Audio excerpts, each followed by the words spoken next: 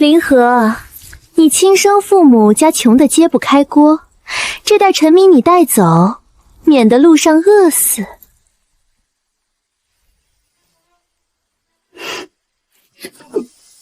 收起你那副虚伪的嘴脸吧，沈家的东西我一分不要。从今天起，我是林家村的林和。穿越过来3天，我已经弄清了状况。我，现代农业科学院的满级博士，穿成了一本真假千金文里的恶毒假千金。原主贪慕虚荣，死赖在沈家不走，最后落得个惨死的下场。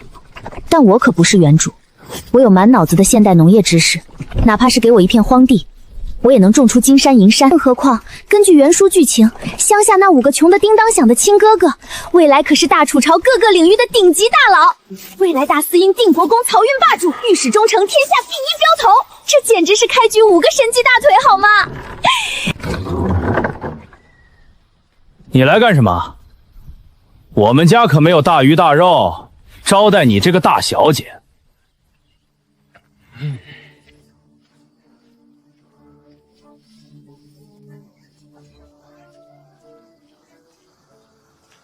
啊！你干什么？废话少说，翻地、种田、吃饭。林大山，欠老子的钱什么时候还？刀疤里，离还钱的期限还有3天，你急什么？3天？就你们家这穷酸样，别说3天，30天也凑不出30两银子。今天要是拿不出钱，我就把你们家这几把破农具全搬走抵债！你敢！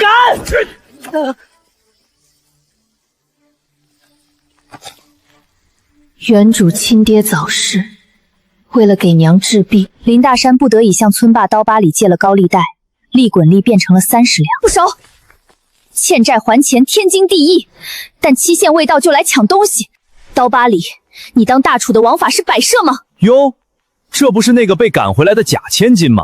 怎么，沈家不要你了，跑回这破落户里耍威风？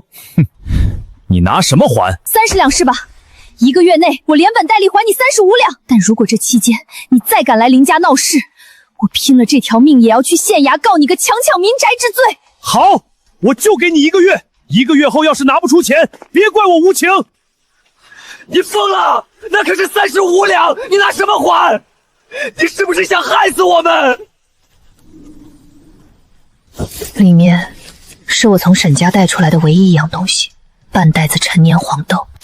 就凭这个，黄豆，1斤黄豆才卖几文钱，这半袋子顶多卖个20、30文，你拿它还35两？谁说我要卖黄豆了？我要卖的是金子。金子？大哥，去打2桶井水来。二哥，找几个干净的木盆。3哥，去灶台烧点温水。4哥、5哥，帮我把这些豆子挑一挑，坏的瘪的全扔掉。寻常百姓家连片绿叶子都看不见，蔬菜的价格比肉还贵。这就是我身为农业博士的降维打击，反季节蔬菜。发豆芽，最简单的无土水培技术，但在古代，这就是一门绝活。这到底是在干什么？发豆芽，控制好温度和湿度，这些豆子就能长出鲜嫩的芽菜。冬天没有青菜，这就是独一份的买卖。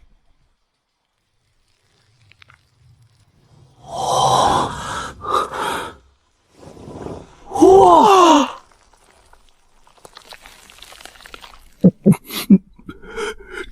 这真的能吃？当然能吃，而且味道极好。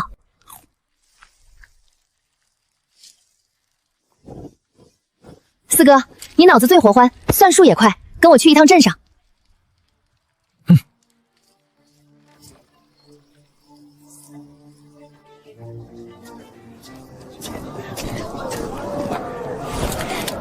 四妹，我们真要进去吗？当然，好东西只有卖给识货的人才能卖上高价。去，哪里来的叫花子？别挡了我们醉仙楼的财路！我们不是叫花子，我们是来卖菜的。大雪封山的，你们卖雪吗？赶紧滚！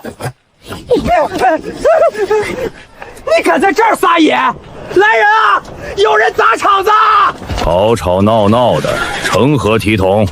掌柜的，这2个穷鬼非说来卖菜，我看他们就是来捣乱的。钱掌柜，醉仙楼号称青石镇第1酒楼，难道连看一眼货物的胆量都没有吗？哦，小丫头口气倒不小。哼，好，我倒要看看大冬天的拿出什么菜来。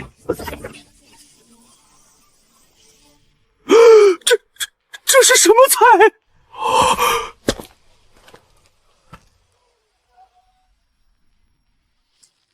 这叫如意菜，可敢让后厨炒一盘尝尝？快拿去后厨让老王炒！清脆爽口，鲜嫩多汁。好，太好了！小丫头，这如意菜你打算怎么卖？四哥，你来和钱掌柜谈。钱掌柜，物以稀为贵，在这寒冬腊月，这一盘如意菜摆上桌，醉仙楼的客人们愿意出多少钱尝个新鲜？我们这筐菜少说也能炒出40-50盘，我们要价不高，50文一斤。50文，猪肉才20文一斤，你这菜比肉还贵。肉天天有，但这如意菜整个青石镇只有我们有。马上就要过年了，各大乡绅富户都在您这儿订酒席，若是能加上这一道独一无二的素菜，醉仙楼的名气必定更上一层楼。这笔账，钱掌柜算得比我清楚。好，50文就50文，这2筐我全要了。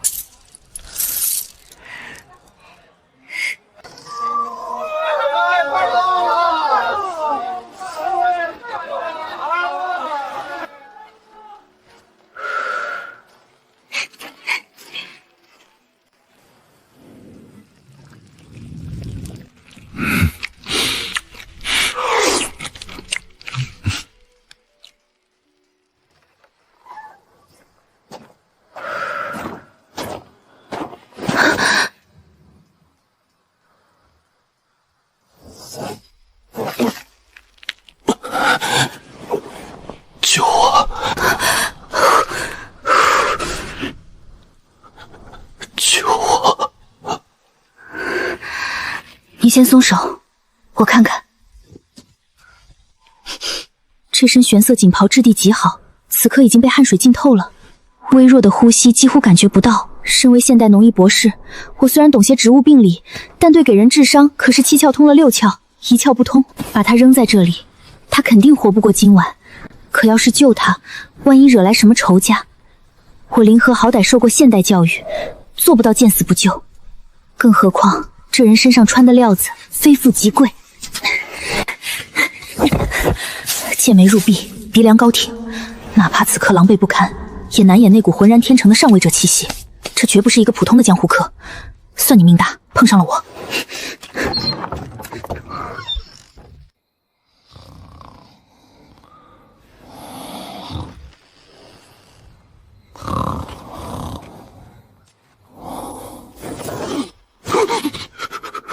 二哥，别出声，跟我来。小妹，你杀人了！闭嘴，人还活着呢，快看看他还有救没？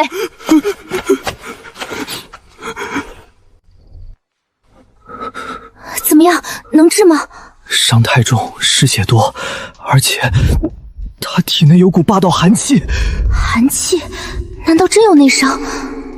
我也拿不准，这是3七和止血草，先给他敷上，能不能熬过今晚，就看他的造化了。这人到底是干什么的？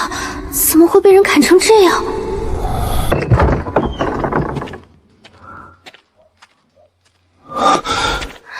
你醒了，先喝点水吧。这是哪里？你是什么人？这是青石镇林家村，我叫林和。昨晚你在我柴房外晕倒了，我顺手把你拖进来的。你呢？叫什么名字？怎么会受这么重的伤？我叫陆渊，是个落难的账房先生，路上遇到了劫匪，财物被抢，侥幸逃得一命。账房先生？哪家的账房先生穿着上好的蜀锦，手上有常年握剑磨出的老剑，遇到劫匪还能留下一身如此整齐的刀伤？不过既然他不想说真话，我也不打算拆穿，只要他不给林家惹麻烦就行。既然是账房先生，那算盘打得应该不错吧？我救了你的命，你总得报恩。等你伤好了，就留在我家干活抵债吧。好。哟，这破落户住的地方，连个落脚的平地都没有，这声音化成灰我都认识。哎呀，林和，你这日子过得可真是杰彻啊！我还以为你会饿死在路边呢，没想到居然还有命在。沈大小姐大老远跑来这穷乡僻壤，不会就是为了看我死没死吧？那你现在看到了，可以滚了。林和，我这人心善，看不得别人挨饿受冻。这些旧衣服是我不要的，这袋米虽然沉了点，但总比吃糠咽菜强。你拿去吧，不用谢我。他这番话句句带刺，字字诛心，显然是想在我面前秀一波优越感。沈大小姐真是菩萨心肠啊！不过你这些破烂玩意儿还是留着自己用吧。我们林家不收垃圾。你说谁是垃圾？林和，你别不识好歹！就你家这穷酸样，这袋米够你们吃1个月了。是吗？四哥，肉炖好了吗？好了，小妹，这红烧肉简直绝了！我当是谁家的大黄狗在院子里乱吠，原来是沈家大小姐。沈大小姐，带着你的这些发霉的陈米和破布头，赶紧滚出我们林家！你敢骂我是狗？骂你怎么了？我们林家虽然穷，但还没穷到要捡别人不要的垃圾度日。我妹妹在沈家替你尽了10几年的孝道，你们不仅不感激，反而将她扫地出门。现在跑来假惺惺的施舍，恶心谁呢？林和，你就看着你这粗鄙的哥哥这么侮辱我！粗鄙？我倒觉得我四哥说的挺对。沈娇娇，你那点小心思就别在我面前演了。你不就是想看我过得有多惨，好满足你那可怜的虚荣心吗？看清楚了，这是正宗的红烧肉，用的是最新鲜的五花肉。你带的那点发霉的陈米，连我家喂鸡的糠都不如。至于衣服，我们林家自己买得起新的。好，林和，你给我等着，看你们嚣张到几时！饿死时别跪着求我！慢走不送啊，沈大小姐。呸！什么东西？行了，四哥，别为这种人生气，不值当。赶紧叫大家吃饭，肉凉了就不好吃了。这3天里，我利用现代温控知识优化了水培环境，这批豆芽长得比上一批还要水灵酥壮。我盘算着，这担豆芽卖出去，家里过冬的钱贝和新衣服就有着落了。钱掌柜，新鲜的如意菜送来了，您过过秤。林家老四，这菜我不收了。不收了？钱掌柜，咱们不是说好了吗？有多少收多少，这怎么突然变卦了？是不是价格方面？哎，不是价格的问题，实不相瞒，是沈家放了话。沈家？对，沈家的大少爷亲自派人来打过招呼了。沈家是咱们青石镇最大的商户，掌握着镇上大半的米粮和油盐生意。他们放话了，谁要是敢收你们林家的东西，就是跟沈家作对。我这醉仙楼还得靠着沈家供货，实在得罪不起啊。这全当是给你们的补偿，你们还是赶紧走吧，别让我难做。沈家欺人太甚，他们这是要把我们往死里逼啊！钱掌柜，您的难处我理解，这钱我们不能要。既然醉仙楼不收，那我们就不打扰了。小妹，这可怎么办？这镇上没人敢收我们的菜，这担豆芽岂不是全砸手里了？断我财路，沈娇娇未免太小看我。卖豆芽只是小打小闹，既然他把我逼上绝路，那我就直接掀桌子。走，回家。回家？这菜怎么办？不卖了，咱们自己吃。接下来咱们搞个大的，我要让沈娇娇看看什么叫真正的降维打击。不就是大冬天没菜吃吗？那我就搞温室大棚，种出真正的反季节蔬菜。沈家简直欺人太甚，他们这是要把我们一家往绝路上逼啊！沈家财大气粗，在青石镇一手遮天，咱们这生意怕是做不下去了。谁说做不下去了？小妹，你还有办法？接下来咱们不卖豆芽了，咱们卖真正的青菜。青菜？这寒冬腊月的，地都冻得像石头一样硬，哪来的青菜？地里没有，我们就自己造一块长青菜的地出来。我要建温室大棚。大哥、三哥，你们带上柴刀，跟我上山砍竹子。四哥，你把家里剩下的钱都拿出来，去镇上买最厚的油纸和草篮子，越多越好。五哥，你和二哥留在家里，把后院那块空地平整出来，翻松泥土，再挑些农家肥拌进去。我跟你们一起上山砍竹子，我力气大，能帮上忙。好，出发。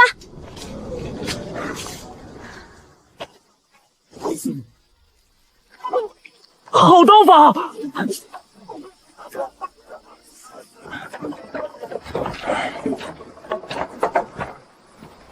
这哪里是落难的账房先生，这体力和身手绝对是练家子。不过只要他现在是站在我们这边的，那就是好同志。先把粗竹子弯成红形，两头深深扎进土里，做成骨架。对，间距要均匀。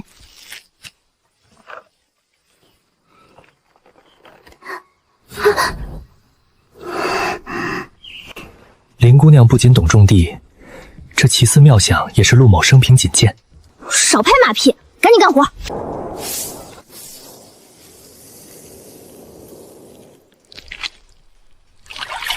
看着这片孕育着希望的土地，我长长的舒了一口气。接下来就交给时间和现代农业技术了。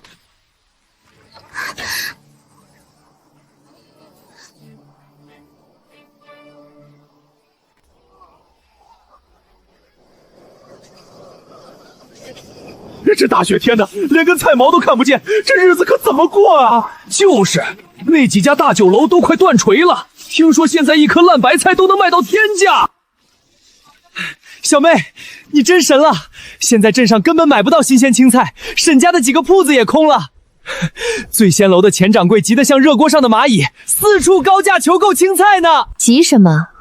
让子弹再飞一会儿。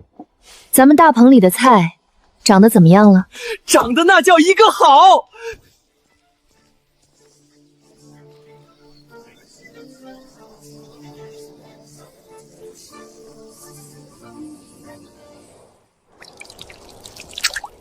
老天爷呀！我这辈子都没在冬天见过这么水灵的绿叶菜，这哪里是菜，这简直就是金子啊！林姑娘，你这化腐朽为神奇的本事，确实令人惊叹。常规操作罢了，我们要赚，就赚笔大的，直接去城里。这批蔬菜将是我们林家翻身的第一站。沈娇娇，准备好迎接巷尾打击了吗？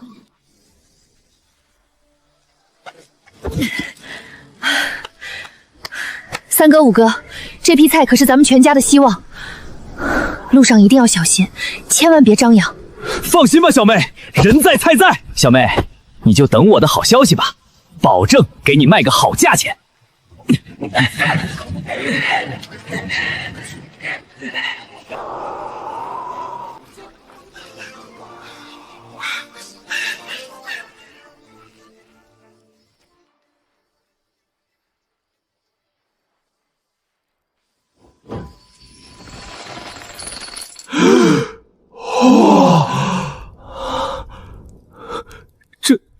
这得有多少钱啊？整整100两啊！小妹，你猜得太准了。城里那些大户人家冬天都吃腻了肉，看到咱们那水灵灵的绿叶菜，眼睛都绿了。城里最大的商会直接以10倍的价格包圆了我们所有的菜，还问我们后续有没有货呢。100两，在这个一个铜板能买2个肉包子的时代，这绝对是一笔巨款。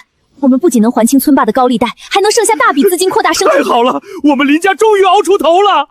有了这笔启动资金，我的农业帝国计划就可以正式展开了。然而，我们发财的消息终究还是走漏了风声。在乡下，最怕的就是财不可露白。当你穷的时候，别人只会踩你一脚；但当你突然暴富，眼红的饿狼就会闻着味儿找上门来。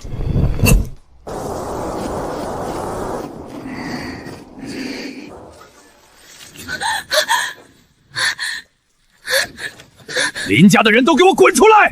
刀疤里，你大半夜的带人闯进我家干什么？干什么？当然是来收账。听说你们林家这几天发了笔横财，在城里卖什么稀罕菜赚了100多两银子。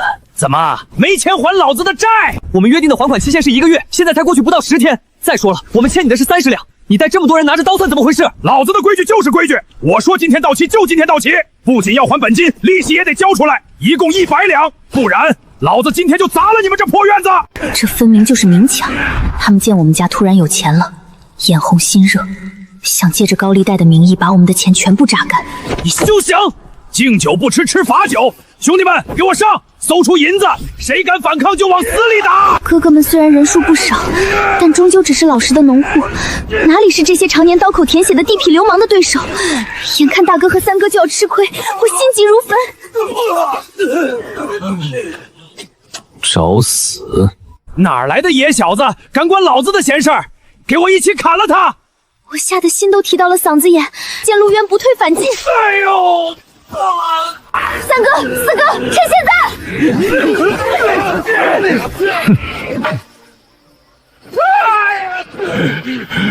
绑起来！林大圣，你敢绑我？你信不信我明天叫人烧了你家房子？刀疤里，你半夜持刀入室抢劫，按大处律例，这可是要流放3000里的大罪。你觉得官府是听你的，还是听律法的？第二天一早，天刚蒙蒙亮，大哥和三哥就押着这群人去了镇上的衙门，人证物证俱在。县令大人当场判了刀疤里等人入狱。不仅如此，我们在工厂上把那30两本金连同合法的利息一并还清，拿回了当年逼着林家签下的高利贷借条。和儿，咱们家终于不欠债了。大哥，这只是个开始，咱们不仅要还清债，还要赚大钱，让全村人都过上好日子。手里还剩下70、80两银子，这在这个时代绝对算得上一笔巨款。哥哥们觉得应该存起来慢慢花，但我心里却有了个更大胆的计划。这笔钱我要用来买山。买山？和儿，你疯了！那村后的荒山除了石头就是野酸枣树，连庄稼都种不活，买来干什么？白扔钱啊！哥哥们，你们只看到了野酸枣，却没看到它背后的金山。野酸枣虽然酸涩难当，不值钱，但它的根系极其发达，非常耐旱耐贫乏。如果我把外面买来的大红枣枝条接在它上面呢？接在上面，这叫嫁接。用野酸枣的根来吸收营养，却是又大又甜的红枣，不仅成活率高，而且结果快，明年秋天就能大丰收。哥哥们最终咬牙同意了，说干就干。荒山上的野酸枣树有几百棵，我托人从外地高价买来了一批优质大红枣的枝条，要全部完成嫁接，是个极其浩大的工程。大哥，你看好了。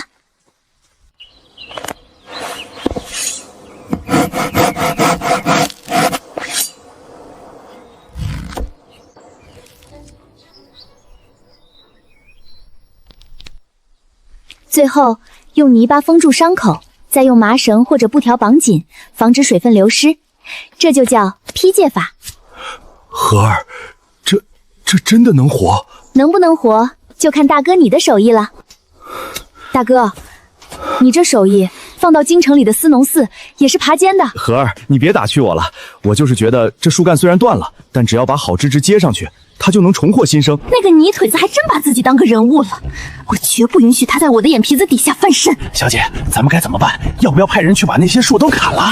我听说那片山地本来就贫瘠，你去弄几车生石灰，半夜悄悄撒到他的果园里，我要让那片地寸草不生，让他赔得血本无归。这怎么回事？是生生灰。遇水发热，树全毁了。肯定是沈家，肯定是沈娇娇那个毒妇，我这就去镇上找她拼了。站住！和儿，难道我们就这么咽下这口气？咽下这口气？当然不。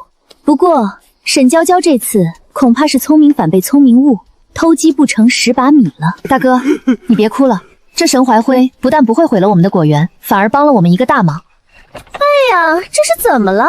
林和，听说你的果园遭了灾，真是可怜啊！没那个富贵命就别瞎折腾，钱打水漂了吧？你笑什么？疯了吗？我笑你无知，笑你蠢。沈娇娇，你知不知道这片荒山为什么长不出好庄稼，只能长野酸枣？哼，穷山恶水，自然长不出好东西。错。因为这里的土壤是酸性红眼，酸性太重，大部分作物都无法吸收养分，而生石灰也就是氧化钙，呈强碱性，把它撒在地里，正好能中和土壤的酸性。不仅如此，这微石灰还能杀灭土壤里的害虫和病菌。你大半夜派人来给我免费撒石灰改良土壤，杀虫除病，我还没来得及谢谢你呢，沈大小姐。你胡说八道！生石灰明明会烧死植物。只要控制好量，在下雨前或者浇水前撒下去，它就是最好的土壤改良剂。大哥，立刻挑水，把这片地浇透，让石灰的肥力彻底渗进土里。哎！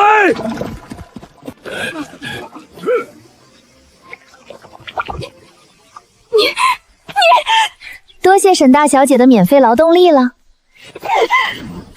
林和，你给我等着！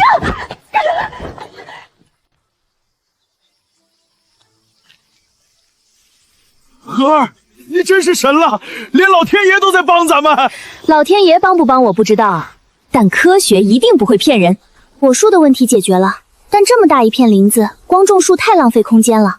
这满山的杂草和果树上的小虫子，如果利用得当，那就是纯天然的饲料。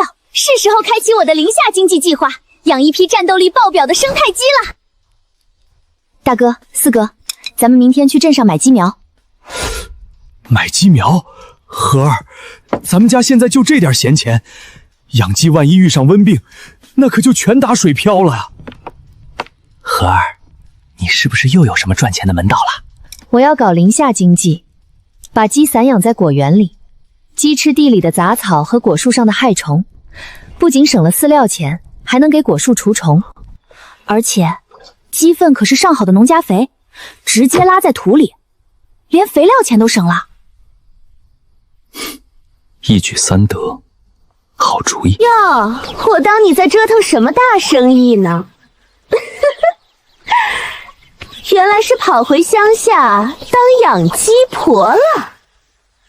沈大小姐，今天没带生石灰来给我免费施肥啊？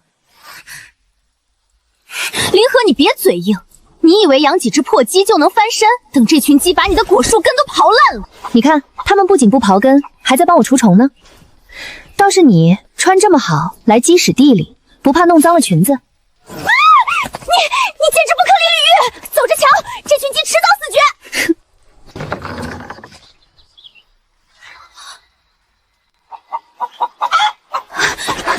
怎么回事？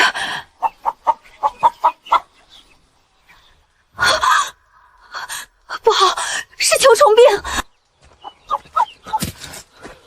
荷儿，怎么了？二哥鸡病了，他们精神萎靡，羽毛倒立，最关键的是拉血，这是一种肠道里的微小虫子引起的。你读的那些医书里有没有能治肠道寄生虫和止血消炎的草药？肠道有虫，且伴有进血，《本草纲目》有云：马齿萇可清热解毒、凉血止血，对肠道之疾有奇效。再辅以常山驱虫、黄连消炎。荷儿，你等我，这后山上就有马齿萇和常山，我这就去采。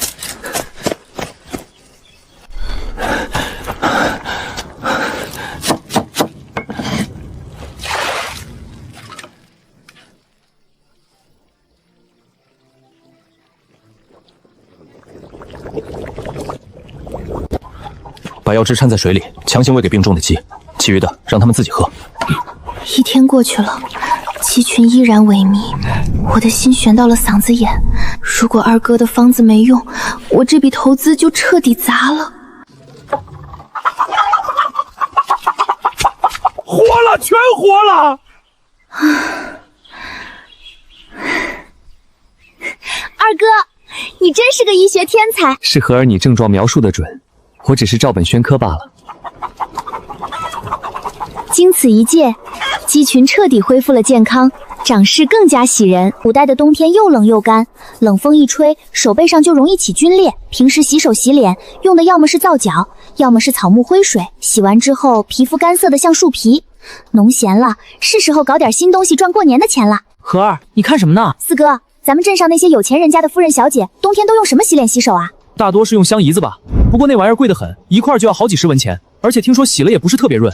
这就对了，咱们来做香皂，而且是能护肤的羊奶皂。娘奶做皂，在现代，手工皂的原理非常简单，油脂加上碱液，发生皂化反应，就能生成肥皂和甘油。甘油可是天然的保湿圣品。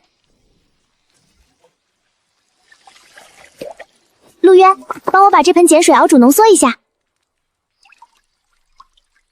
顺着一个方向不停地搅拌。荷儿，这油和水怎么可能混在一起啊？马上你就知道了。就是现在，加羊奶。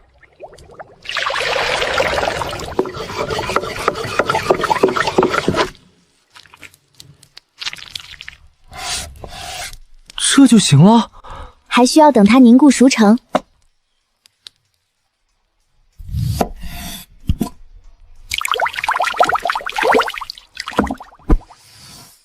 四哥，你试试。荷儿，这东西洗得比香姨子干净，还这么润，这要是拿到镇上去卖，绝对能赚大钱。那这个光荣的任务就交给你了，包在我身上。怎么了，四哥？一块都没卖出去。别提了，我拿到镇上最大的杂货铺去寄卖，掌柜的看是乡下人做的，死活不愿意收。后来我磨破了嘴皮子，他才勉强答应放在角落里。结果那些夫人小姐一听说是猪油和羊奶做的，嫌弃的连看都不看一眼，说这东西肯定腥臊。偏见是最大的绊脚石，但也是最好的垫脚石。明天我跟你一起去镇上，既然他们不信，那我们就让他们亲眼看看效果。各位夫人小姐，走过路过不要错过。这是何物？怎得起这么多沫子？回夫人，这是我家祖传秘方研制的羊奶润肤皂，不仅能去污去油，还能财润滋润肌肤，防冻防裂。这也太神奇了吧！哎呦，还真是滑溜。这大冷天的，我这手都干得起皮了。你这东西真管用。夫人若是不信，大可亲自试一试，今日免费试用，不收分文。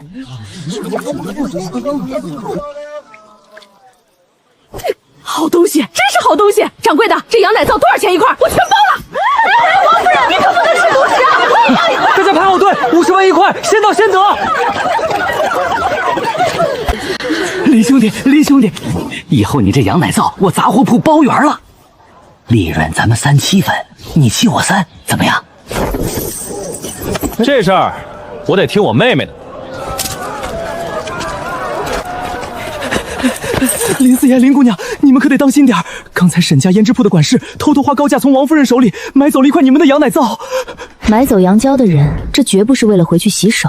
看来这场商战才刚刚开始。四哥，这2天咱们先别急着供货，把手里的存货压一压。为啥呀，小何？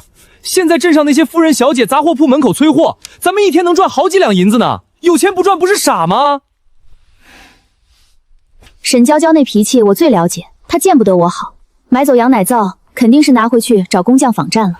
我们现在大量铺货，等他们的仿制品一出来，势必会打价格战，到时候吃亏的是我们。对啊，沈家财大气粗，要真跟咱们耗价格，咱们还真耗不起。那咱们现在怎么办？等。做手工皂看似简单，但碱和油脂的比例、皂化的温度、时间，差之毫厘，妙以千里。没有我的精准配比，他们做出来的只能是伤人的毒药。林姑娘，这可如何是好啊！沈家那皂一出，咱们的羊奶皂一块都卖不动了。那些原先排队买咱们皂的夫人，全都跑去沈家那边了。还有人骂咱们心黑，卖的比沈家还贵。沈娇娇这贱丫头真够阴损的。小何，咱们要不要也降价？不降，一文都不降。你去镇上贴个告示，就说林氏羊奶皂产量有限，即日起每块涨价到80文。每日限售10块。我的姑奶奶，你这是疯了吗？别人30文都抢破头，你卖80文，谁买啊？掌柜的，你信我，不出3天，那些买了沈家皂的人会哭着回来求我们卖给他们的。黑心肝的林家村姑，给我滚出来！沈娇娇，你来干什么？干什么？林和，你还有脸问？你卖的那什么破羊奶皂，把镇上夫妇们的脸都毁了！你这分明是谋财害命！哎呦，我的脸啊，又红又肿，还起了这么多疹子，这让我怎么见人啊？这分明是强奸灼伤的症状。各位夫人，你们确定用的是我的羊奶皂吗？他们都是在杂货铺买不到你的羊奶皂，才去我沈家胭脂铺买的凝珠玉露皂。本来大家相信你，谁知道你那配方根本就是有毒的！我沈家好心照着你的方子做，结果却背了黑锅。林和，你今天必须给大家一个交代，赔偿所有的损失。好一招恶人先告状，证据呢？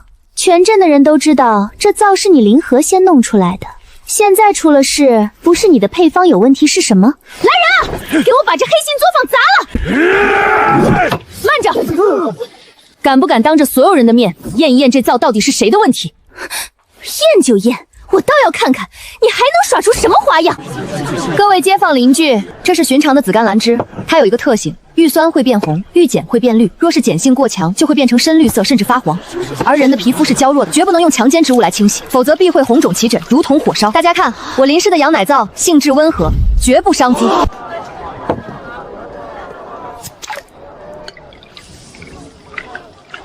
天哪，真的变绿了，好深的颜色！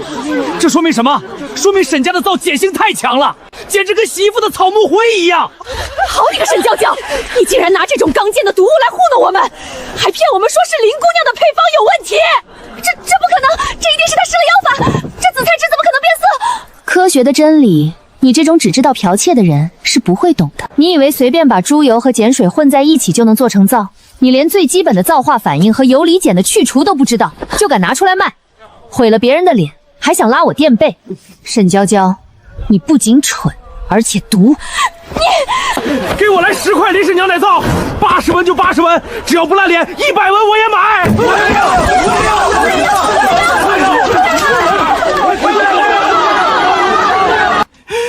小何，咱们现在可是赚翻了。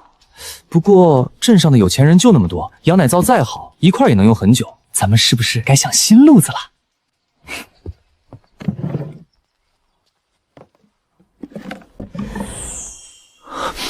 这是什么？好香啊！这是我用蒸灵法提取了玫瑰精油，加入皂液中制成的花香木发皂。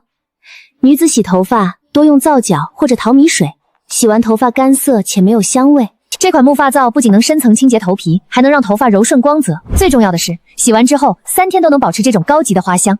天哪！这要是卖给那些富家千金和青楼的花魁，他们还不得抢疯了？我还准备了茉莉、桂花、薰衣草等多种香型，我们不再放在杂货铺计溜了。我让大哥去租下了那间铺面，我们要挂上林氏百货的牌匾，做属于我们自己的高端品牌店。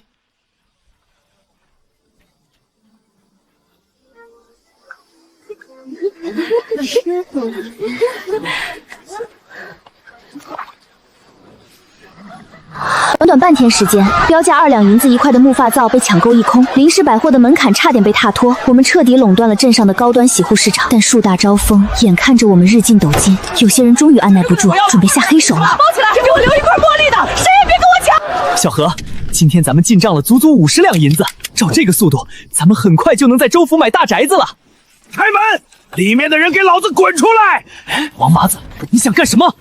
这可是林氏百货，镇长大人都关照过的地方。哼，少拿镇长压我！有人出钱买你们这铺子，今天不得安生。识相的赶紧开门，把钱交出来，再把你们那些破香皂砸了，老子就饶你们一命，否则一把火烧了你这鸟店！不用猜也知道，肯定是沈家眼红我们的生意，雇了这些地痞流氓来捣乱。四哥，别开门，从后门去报官。来不及了，他们已经把后门也堵住了。陆渊，你怎么在这儿？拿人钱财，与人消灾。我既然在林家白吃白住，总得干点护院的活。呀，还藏着个小白脸呢！兄弟们，给我上！男的打残，女的带走。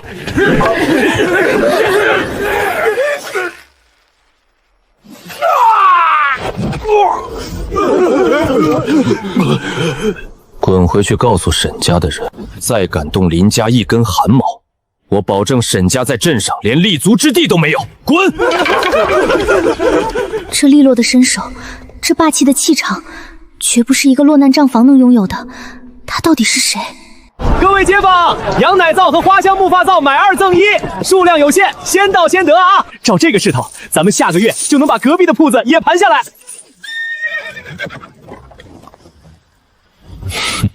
沈家长子沈长明，他可比沈娇娇难对付多了。沈长明是沈娇娇的大哥，在镇上是出了名的心狠手辣。沈家能垄断镇上大半的生意，靠的就是他那套不择手段的打压法则。我心里清楚，真正的暴风雨才刚刚开始。小何，出事了！怎么了，四哥？慢慢说。镇上的屠户还有周边的几家大农户，全都不卖给咱们猪油和羊油了，连草木灰都被人高价收走了。做肥皂最核心的原料就是油脂和碱，这等于是直接掐断了我们的生产线。我跑遍了方圆10里的村子，那些人私下里跟我透了底，是沈长明发了话，沈家放盐，谁敢卖1两油给林家，沈家名下的所有酒楼肉铺就再也不收他们的货。那些农户哪里敢得罪沈家？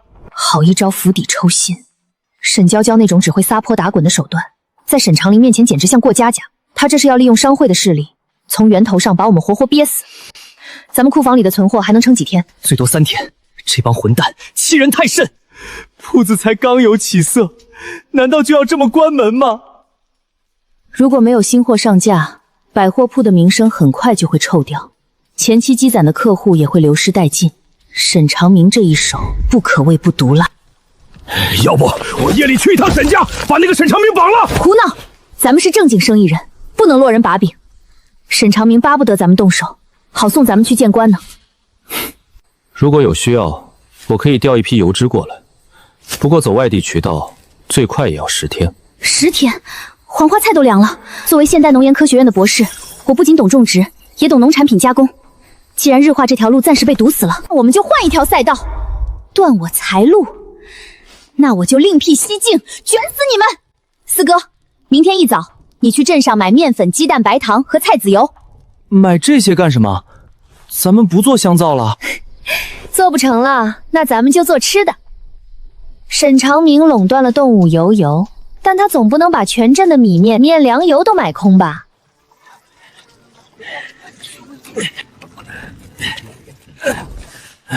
小何，咱们到底要做什么吃食？普通的糕点可卖不上价呀。这个时代，唐氏普通百姓只有过年才舍得吃点甜食，而富贵人家的糕点又极其单一，翻来覆去就是绿豆糕、桂花糕那几样，口感粗糙得很。四哥放心，咱们做出来的东西，保证他们见都没见过。不加水，一滴水都不加，全用鸡蛋和面，这样炸出来的东西才会酥脆松软。四哥，看好了。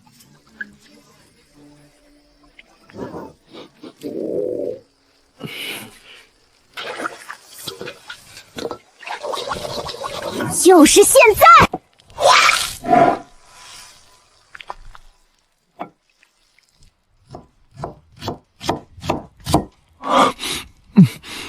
这叫什么？尝尝看，这叫沙琪玛。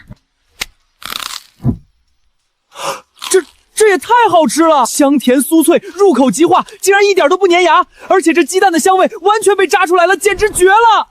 这东西比镇上最贵的醉仙楼做的糕点还要好吃100倍啊！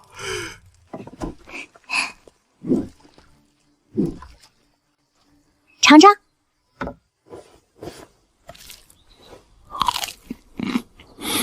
糖浆里加了东西，加了一点点麦芽糖和醋，能让糖浆起酥，不会死硬。林和，你脑子里到底还装了多少惊喜？1斤面粉10文钱，10个鸡蛋8文钱，白糖贵些，算30文。这一锅能切出50块沙琪塔，成本不过50文。如果咱们一块卖5文钱，一锅就能赚200文，这利润比卖香皂还要高啊！更重要的是，做沙琪玛不需要漫长的发酵和晾晒周期，只要原料充足，一天炸上10几锅都不成问题。小何，咱们这就开炉，今天连夜赶制，明天一早就拿到铺子里去卖。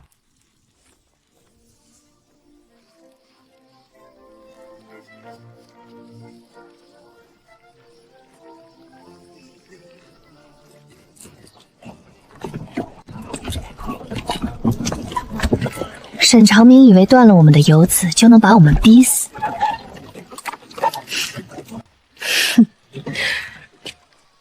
今天我就让他见识一下什么叫降维打击。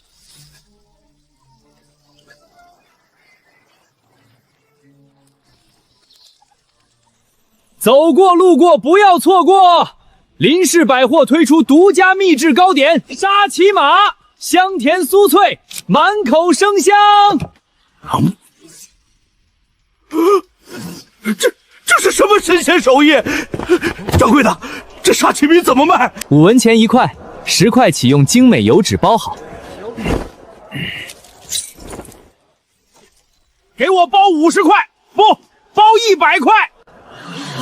我要带回府去，给我母亲尝尝。哎呦，真好吃，一点都不硌牙，我这老头子都能嚼得动。给我拿10块，我家小孙子肯定喜欢。我要20块。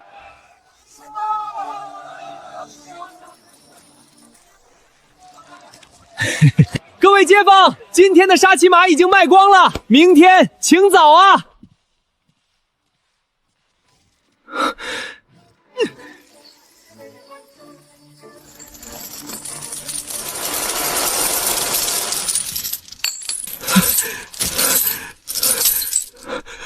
小何，咱们今天一天就净赚了5两银子，日进斗金，这真的是日进斗金啊！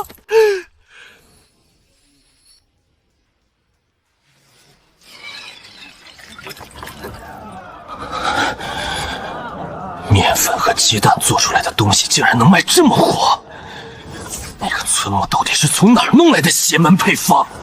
大少爷，咱们现在怎么办？好卖是吧？那就让它变成我们沈家的东西。去，把醉仙楼的李掌柜给我叫来。我就不信，这世上还有我们沈家偷不到的配方。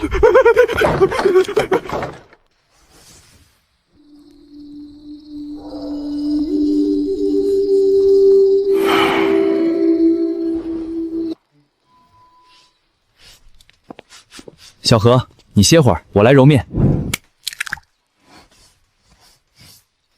四哥，你这手艺绝了，比我强多了。我就是看你做过几次，心里有数。对了，小何，我昨晚琢磨着，这沙琪玛虽然好吃，但吃多了难免有些单调。如果咱们在里面加点碎芝麻，或者拌上一些切碎的果培和核桃揉，是不是能卖得更贵些？四哥，你真是个天才，就按你说的办。不仅如此，咱们还可以把面团做成其他的形状。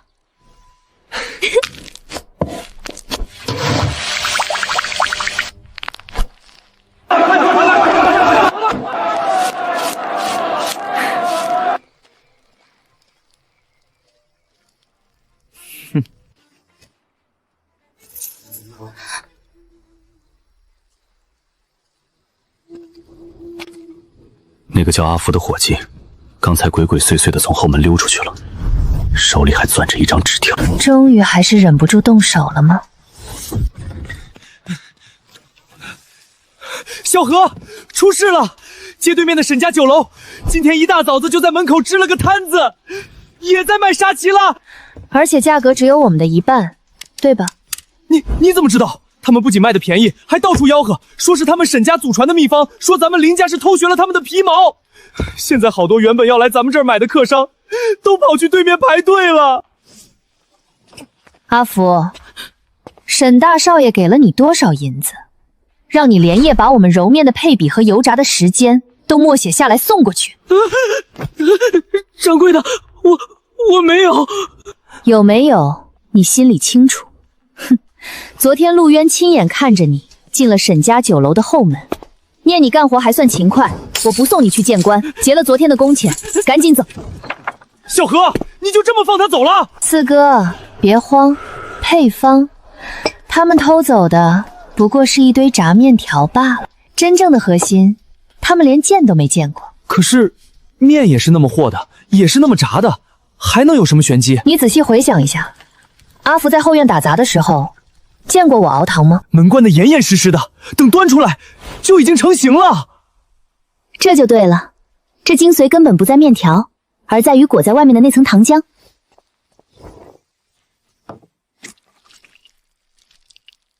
现在只有粗糖，熬出来的糖浆容易反沙，一旦冷却就会变得像石头一样硬。我在这里面加入了特定比例的麦芽糖，还有几味能软化糖质的果酸，而且熬糖的火候必须精确到分钟，多一分则焦，少一分则散。那个阿福只看到了面粉里加几个鸡蛋，油锅烧多热，就以为自己学到了精髓。沈家按照他的方子炸出面条，再随便用普通的糖台一搅和，刚出锅的时候或许还能骗骗人，但只要放上几个时辰，就会坚硬如铁，甜得发鼓。没错，沈家为了抢生意，昨晚连夜赶制了大量的沙琪玛，今天一早就摆出来卖。等到了明天，那些买回去的人就会发现，他们买的不是糕点，而是砖头。原来小何你早就留了一手，高，实在是高。沈长明，你既然敢偷我的东西，就得做好崩掉满口牙的准备。明天好戏才刚刚开始。沈长明，你给我滚出来！你卖的是穿肠毒药还是暗器？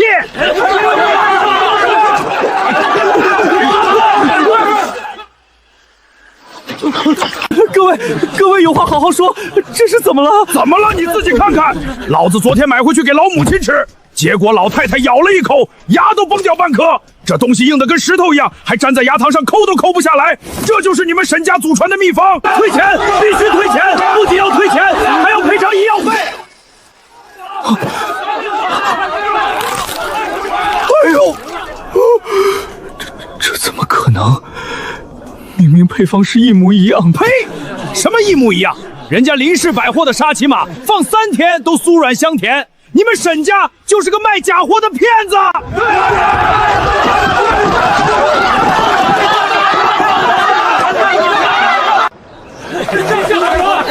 大家终于明白，真正的好东西是偷不走的。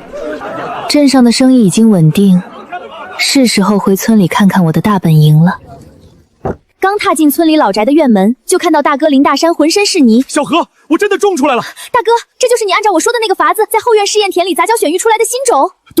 对，你走这几个月，我天天蹲在地里，按照你教的，把长得最好的几株留下来，反正杂交。你看这根儿，你看这杆子。康道夫，大哥你简直是个天才！这麦种若能大面积种植，可是利国利民的大功德。不过，林家村的人世代种地，思想保守，你让他们放弃祖祖辈辈传下来的老种子，去种你这来历不明的新苗，他们能答应吗？不试试怎么知道？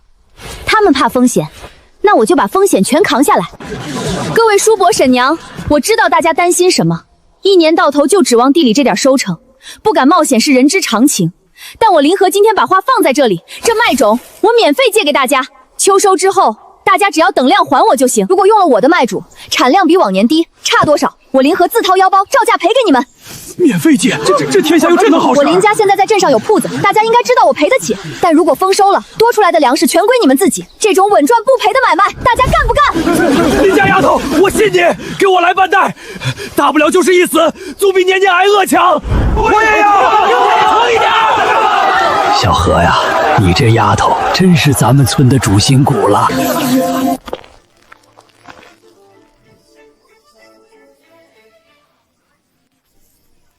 神了，这麦种神了！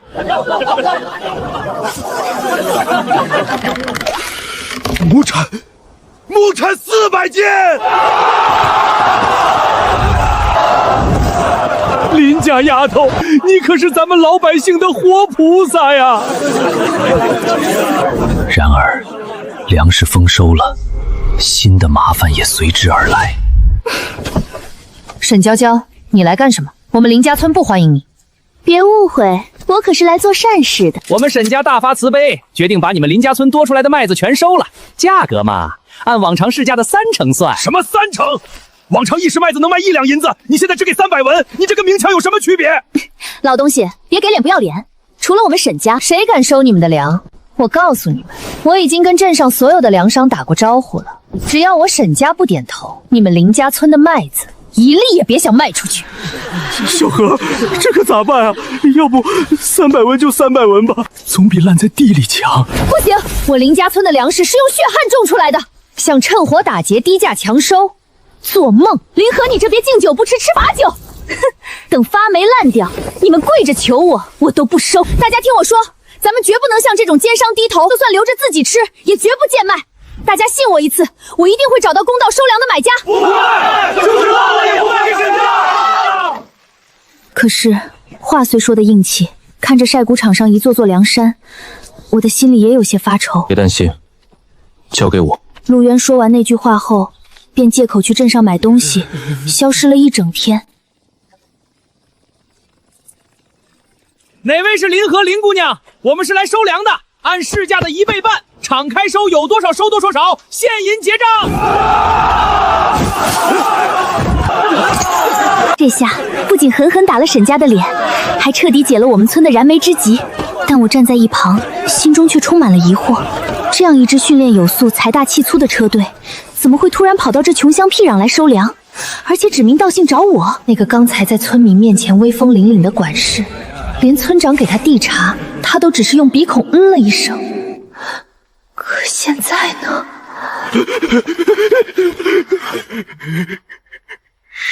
少什么？少东家？少主？我脑子里嗡的一声，这个被我在柴房旁捡回来的落难账房，到底是什么人？林姑娘，银子结清了，您点点。管事大人辛苦了，不知贵商号怎么称呼？往后若还有好粮食，也好有个门路。咱们是九鼎商会的，林姑娘，这可是天下第一商会，能收你们的粮，那是咱们商会运气好，能收到这么好的麦种。林姑娘，咱们后会有期。说完，他仿佛身后有狼撵一般，指挥着车队风风火火地离开了。我捏着银票，心里的疑云越来越重。九鼎商会，这可是大楚国最顶尖的商业巨头，据说连皇家采购都要看他们几分脸色。这样庞大的势力，怎么会无缘无故跑到我们这个鸟不拉屎的林家村来？而且他们给的价格刚好能解了我们的危机，又狠狠打了沈家的脸，这一切太巧了，巧色就像是有人精心安排好的一样。小妹，这笔买卖咱们不仅没亏，还倒赚了一大笔，这九鼎商会简直是活菩萨啊！林姑娘，怎么一直看着我？陆渊，你到底是谁？林姑娘，何出此言？今天那个胖管事对你鞠躬的时候叫你什么？少东家还是少主？林家妹子，不好了，沈娇娇带着官府的人来了。沈娇娇这只疯狗又想咬人。林和，你好大的胆子，竟敢勾结来历不明的商队，私自囤积倒卖粮食，这是死罪！我们卖的是自己种的粮食，买卖自由，哪来的囤积倒卖？哼，废话少说，有人举报你们与贼人勾结，今天必须跟我们回衙门走一趟。住手！你们是哪个衙门的？我们是县衙的。县衙？拿着这个回去问问你们县太爷九鼎商会的生意，他管不管得着？小人有眼不识泰山，多有得罪，多有得罪。我们这就走，这就走。你们怎么能走？他算什么东西？一块破牌子就把你们吓成这样！你懂什么？那是九鼎商会的少主令，你想死别拉着我们！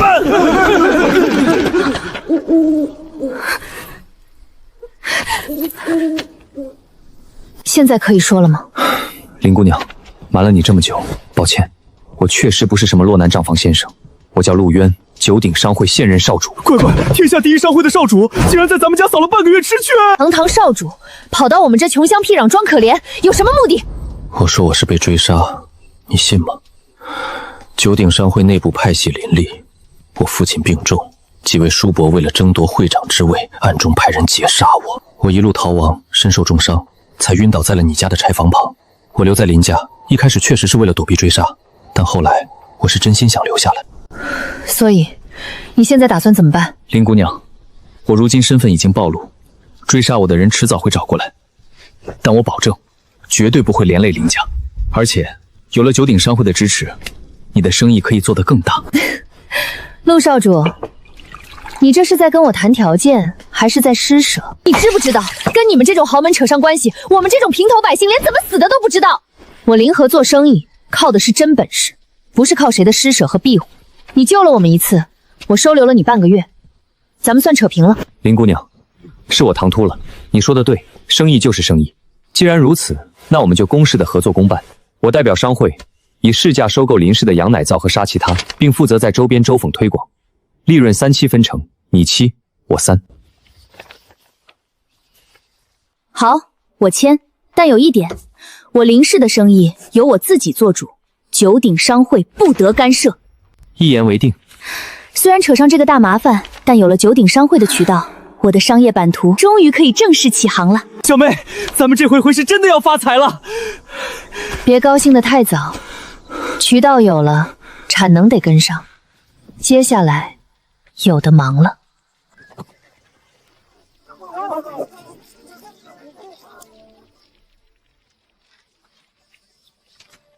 小妹，这包装太寒碜了。五哥，你觉得该怎么弄？这羊奶皂是用鲜花精油做的，味道清雅，但只用这粗糙的油纸包着，那些大户人家的夫人小姐怎么看得上眼？俗话说，人靠衣装，佛靠金装，这东西也得有个好卖相。小妹，你看，老五你画的神了，请木匠雕版，印上林氏字号。天才，五哥，交给你了。羊奶皂。小妹，咱们现在的进账比镇上最大的酒楼还要多，这林氏百货总算是站稳脚跟了。这才哪儿到哪儿，我的目标可是要打造一个横跨大楚的商业帝国。真是出息了，当初被赶回村我还以为他要饿死呢。可不是嘛，人家现在可是大老板了，连九鼎商会都跟他合作。沈家当初把我像垃圾一样扫地出门，现在我倒要看看他们还能得意多久。就是这里，给我砸！住手！哟，这不是被赶出沈家的假千金吗？怎么，现在傍上了九鼎商会，就以为自己能飞上枝头变凤凰了？我傍没傍上九鼎商会关你屁事！你们青天白日跑到我家门口闹事，眼里还有王法吗？王法在镇上，我们沈家就是王法。你弄出那些破肥皂、破点心，抢了我们沈家商铺的生意，今天我就让你知道得罪沈家的下场！给我砸！我看谁敢动！你刚才打人，我要报官抓你！报官？好啊，正好，我这里有你们几个这几天在镇上强收保护费、欺压百姓的供状，上面还有你们画的押，咱们一起去衙门看看县讨爷是抓谁。算你们狠！走！看着他们落荒而逃的背影，我长舒了一口气。三哥，你刚才那几下真帅。小妹，我就是看他们要欺负你，心里一急就冲出来了。三川兄弟，你是个练武的奇才，你这身筋骨如果不学武，真是可惜了。真的，我能学武？当然，正好我认识一位在江湖上颇有威望的武术师傅，他最近刚好路过此地。如果你愿意，我可以引荐你拜他为师。我愿意，我要学武，以后谁敢欺负小妹，我就打断他的腿。哥哥们终于开始在各自的领域发光发热了。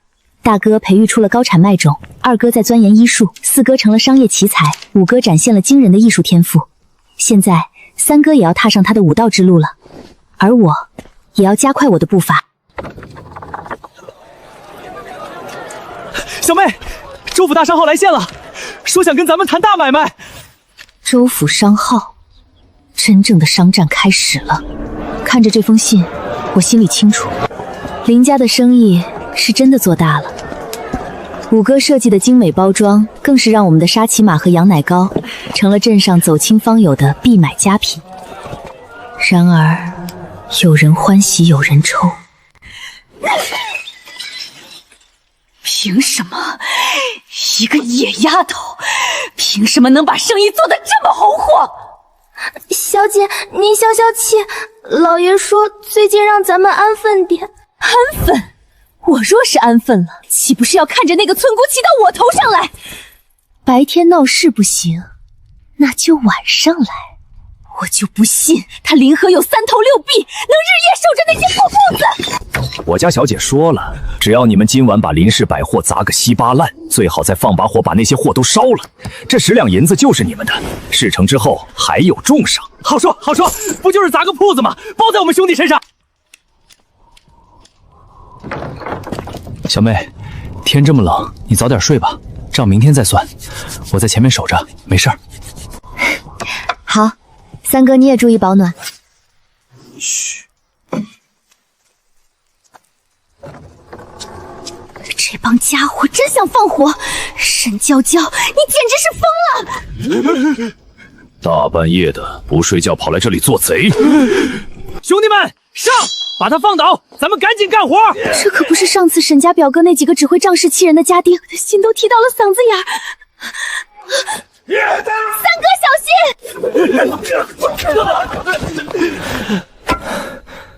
心！小妹，没吓着你吧？这几个家伙太不经打了。三哥，你简直是战神转世！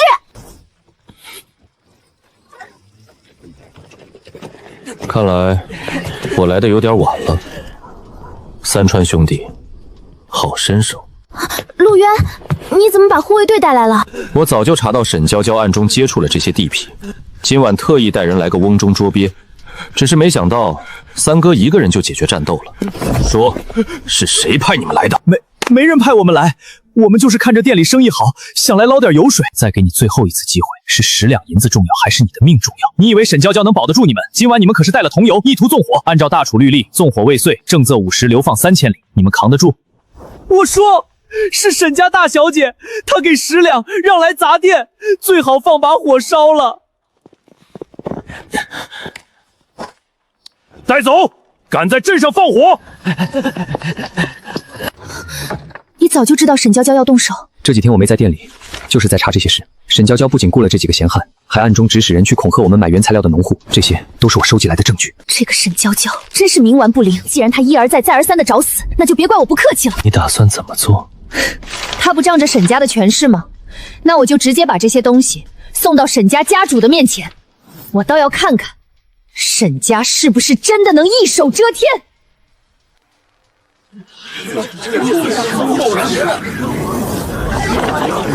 这某商户除了沈家还能有谁？真是作孽呀！沈家的名声这回算是彻底臭了。谁呀？大清早的叫魂呐！你来干什么？我们沈家不欢迎你。去告诉沈老爷，林和来送一份大礼。如果他不看，明天这些东西就会出现在县太爷的书案上。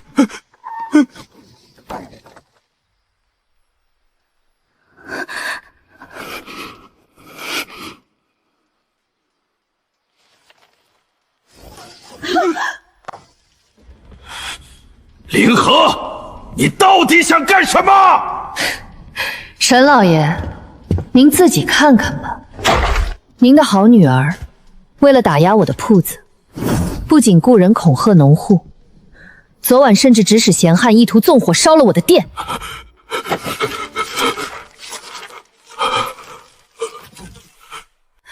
派胡言！爹，别听他胡说，这都是他伪造的。你个孽障！看看这上面白纸黑字的口供和画押，你要把沈家彻底败光才甘心吗？沈老爷，念在过去的情分上，这些证据我只复制了一份带来给你。纵火未遂是什么罪名，您心里清楚。如果再有下次，我保证，这份证据会直接送到周府尹的案头。林姑娘，是沈某教女无方，你放心，从今往后，沈家绝不会再找林氏百货的麻烦。来人，把大小小姐押回房间，没有我的允许，任何人不得探视。从今天起，禁足半年，抄写女诫100遍。爹，你不能这样对我，我才是你的亲生女儿啊！看着沈娇娇狼狈的背影，我心里没有一丝同情。她落得今天的下场，纯属咎由自取。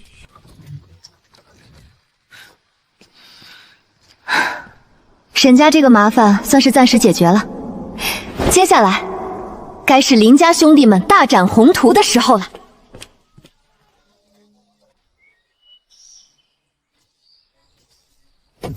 好根骨，真是百年难遇的好根骨啊！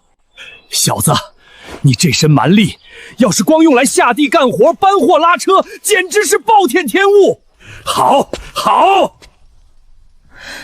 这位老先生，您是？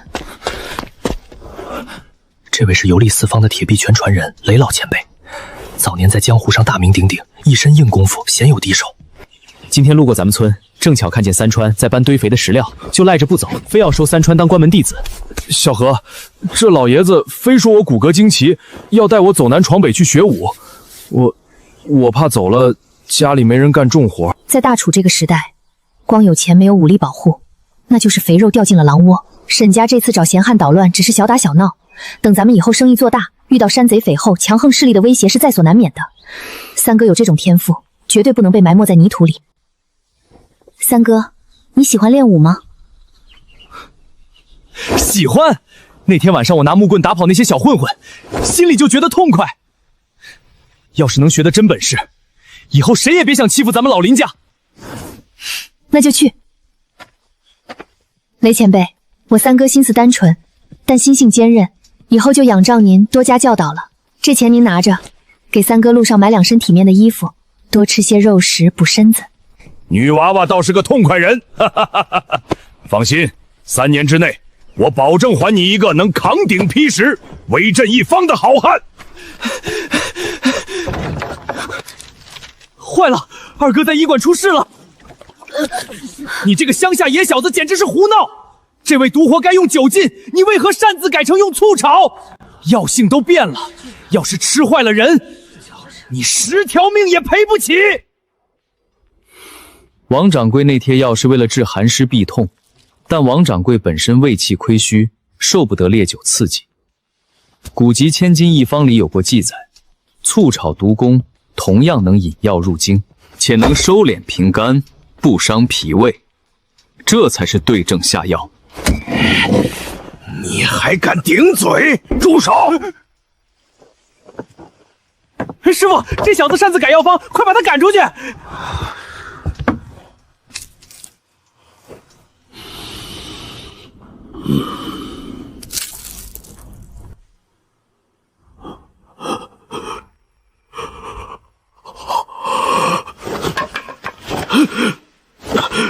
你这药理是谁教你的？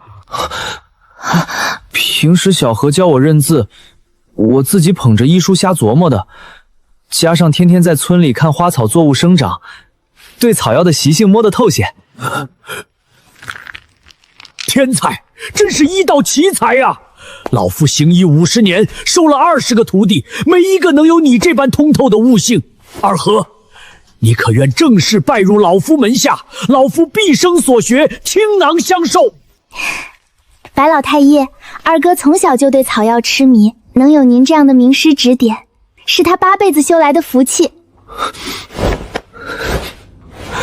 师傅在上，受徒儿一拜。小何，大哥没别的本事，就是跟土地有缘。只要有大哥在一天，林家的几百亩良田、大棚果园，还有那些优良的麦种，就绝对不会倒。大哥要让咱们林家的地种出全天下最好的粮食。说得好，大哥负责种出宝贝，我就负责把这些宝贝换成真金白银。沈家现在虽然消停了，但镇上的市场有限。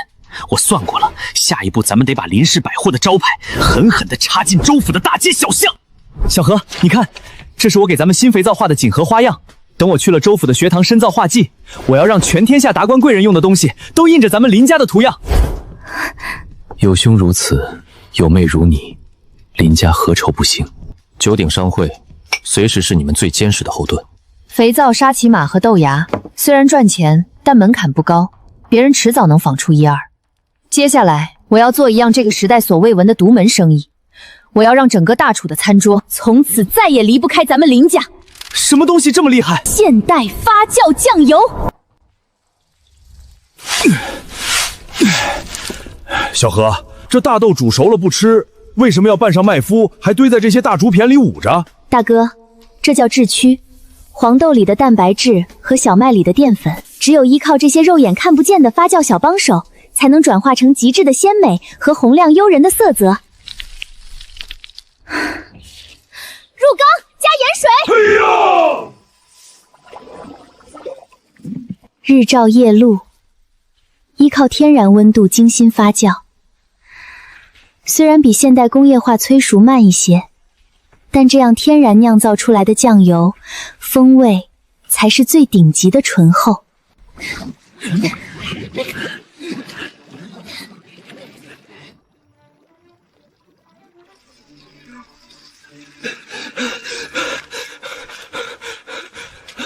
小何，出事了！沈家那个被禁足的沈娇娇，在宅子里还不老实。他不知从哪儿打听到咱们大量收黄豆，让沈老爷放风出去，说咱们林家为了赚黑心钱，在后院用发霉变质的黄豆搞歪门邪道，甚至写了举报信交给县太爷，说咱们在制造瘟疫毒水。制造瘟疫毒水，沈家看来是教训还没吃够，连官府的门路都敢随便乱动了。让他传，现在他们跳得越慌，笑得越响。等我开缸揭盖的那天，他们的脸就会被打得越肿。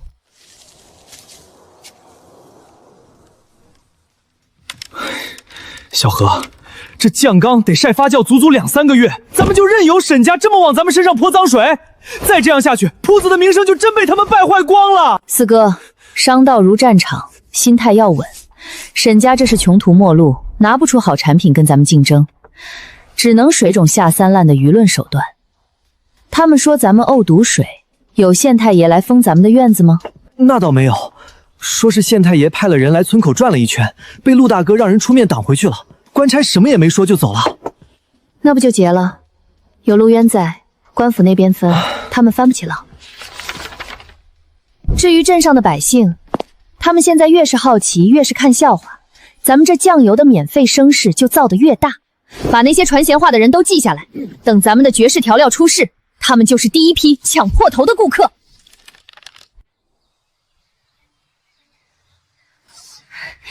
开缸！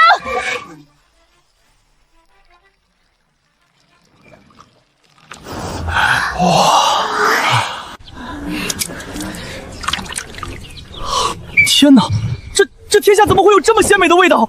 这哪是毒水，这简直是龙宫里的仙露啊！那股怪味就是从老林家传出来的。官差大哥，你们快进去看看，他们肯定在熬制什么见不得人的毒物。官差大哥，你们闻闻，这味道多冲！这林家肯定在弄什么伤天害理的毒药。毒药？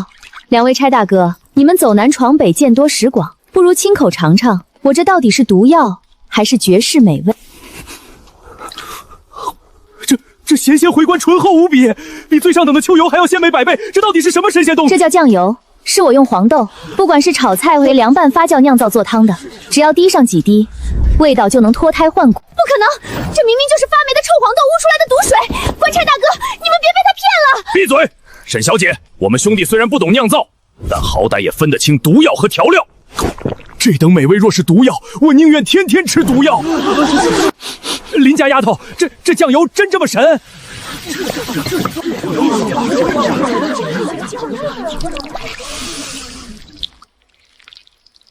大家尝尝便知。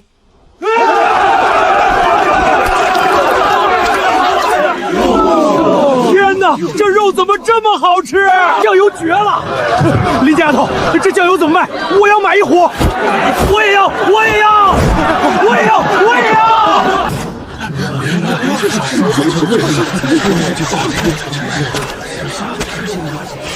沈娇娇，多谢你带着官差大哥来帮我作证。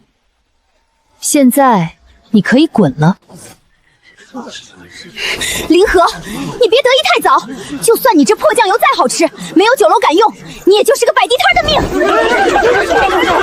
命。没有酒楼敢用，四哥，该你上场了。四哥，镇上那几家大酒楼的掌柜可都是人精，你一个人去能行吗？大哥放心，小何这酱油就是咱们最大的底气，只要他们长了舌头，就不可能拒绝。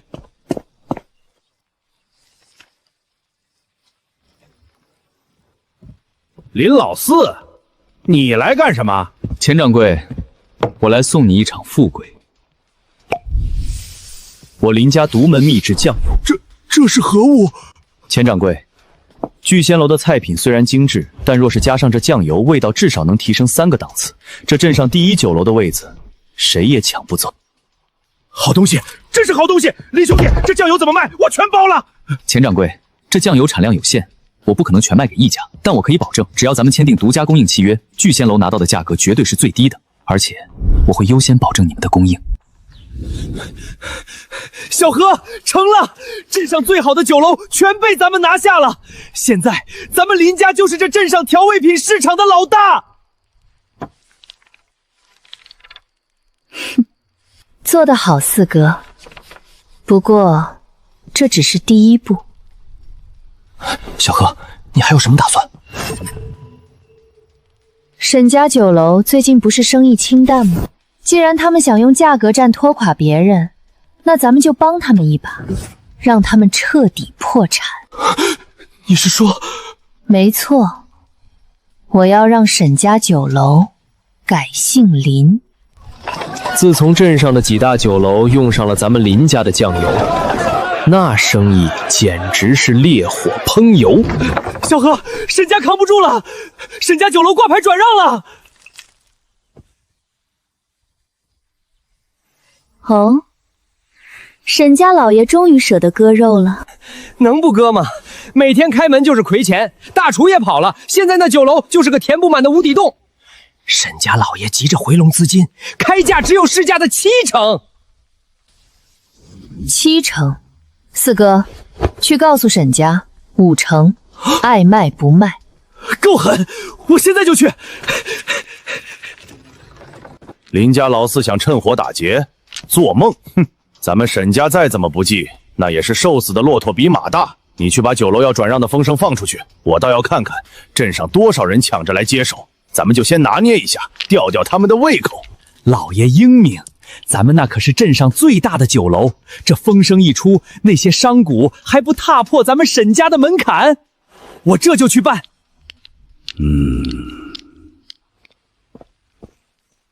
这都整整3天了，难道连一个来问价的人都没有？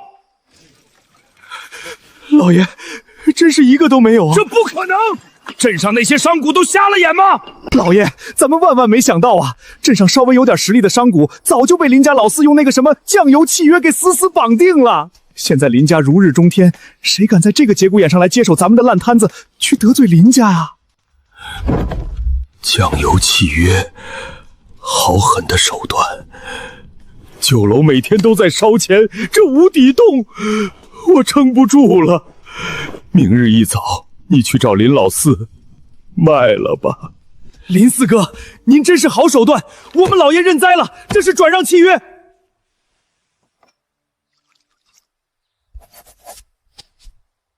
沈管家，承让了，慢走不送。地契、房契，全都在这儿了。我林老四长这么大，连镇上的大酒楼都没进去吃过几次，如今我竟然成了镇上最大酒楼的东家。四哥，这只是个开始。从今天起，它不叫沈家酒楼了，它叫林氏大酒楼。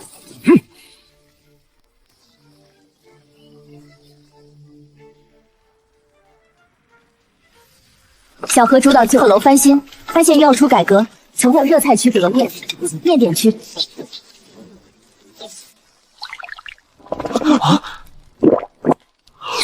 东家，这真的是我们做出来的，肥而不腻，入口即化，这等神仙美味，就算是京城里的御厨也做不出来呀！明天，林氏大酒楼正式开业，四哥，准备好迎接全镇人的疯狂了吗？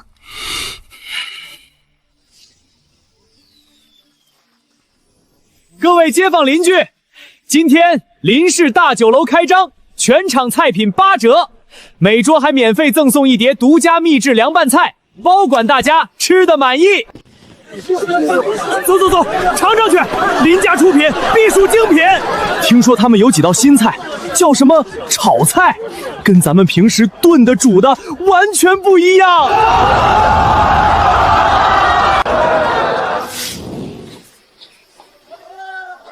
3号桌鱼香肉丝1份，5号桌红烧肉、麻婆豆腐。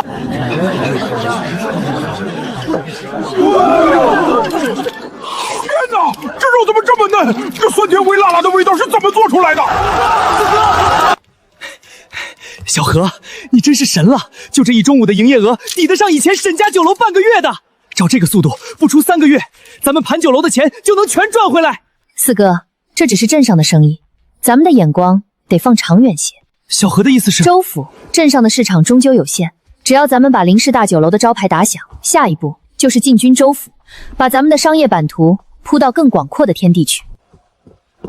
东家，司掌柜，外面有人找，说是沈家大小姐。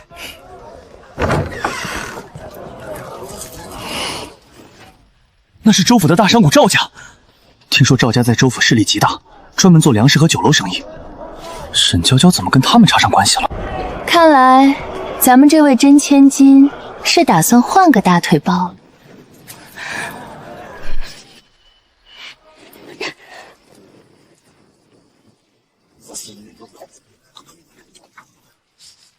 听说了吗？沈家那位娇生惯养的大小姐，竟然卷了家里的细软跑了。可不是嘛！听说沈家家主气得差点吐血，他放着好好的大小姐不当，跑去州府投靠什么赵老板？还不是因为嫉妒林家现在的风光，沈家酒楼倒了，他觉得在镇上抬不起头呗。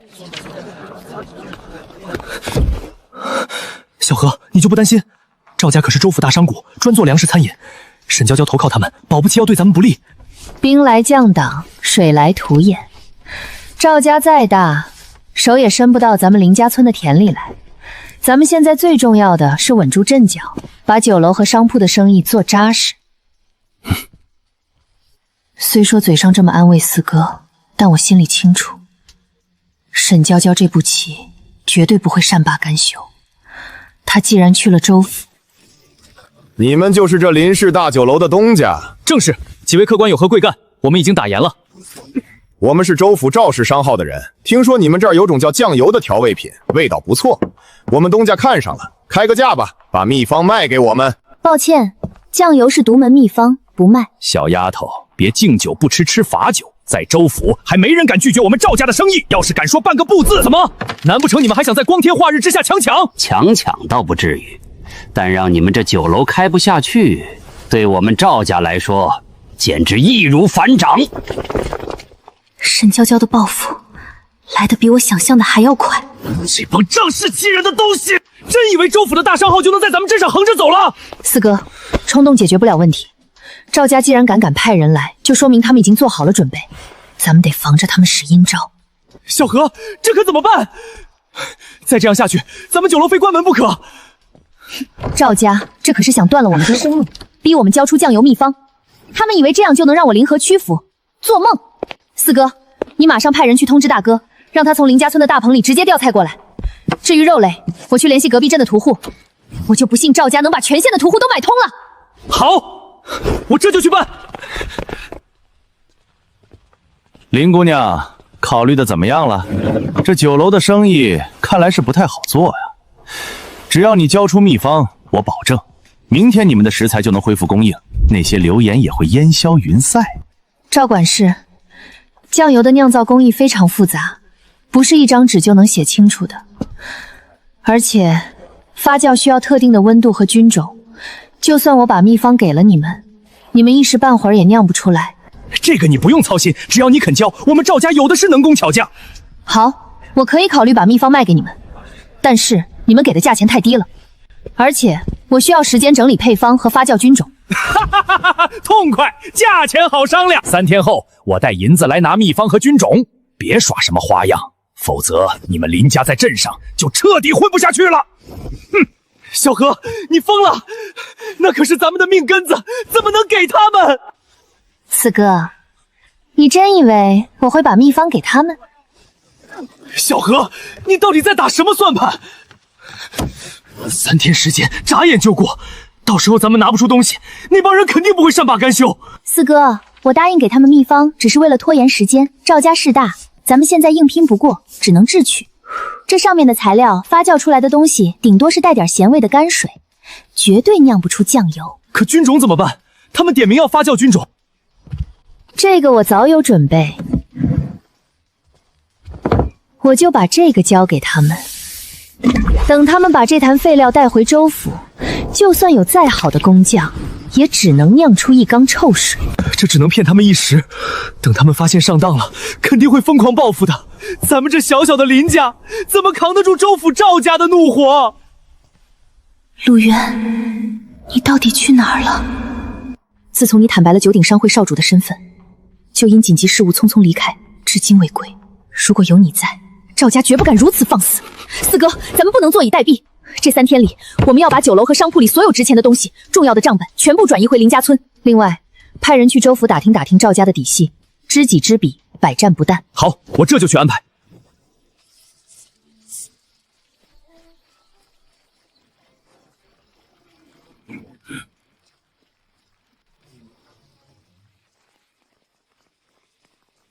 林姑娘，时间到了，秘方和菌种呢？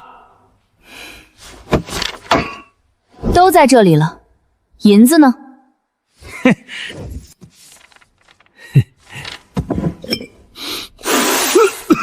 这味道怎么这么怪？发酵的菌种本来就是这个味道。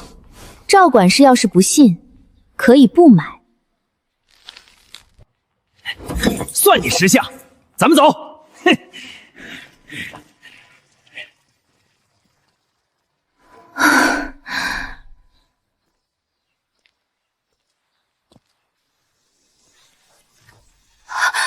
陆渊，小何，我回来了。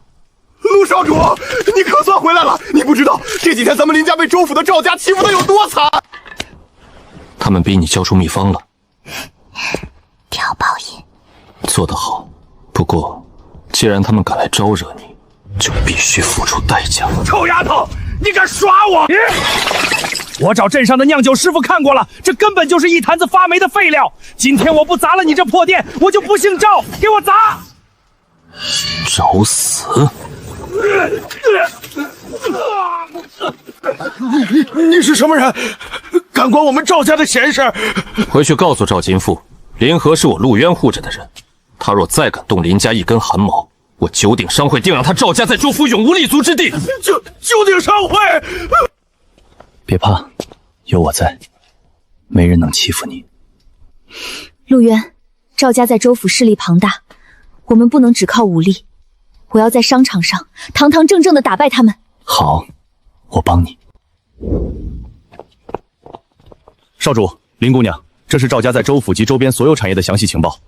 赵家主要把持着州府2/3的粮食交易和几家大型酒楼，他们最大的依仗就是从江南以低价统一采购米面，切断他们的江南粮源。传令下去，九鼎商会在江南的所有分号以高出赵家2成的价格全面收购粮食。我要让赵家的运粮船空着回州府。是。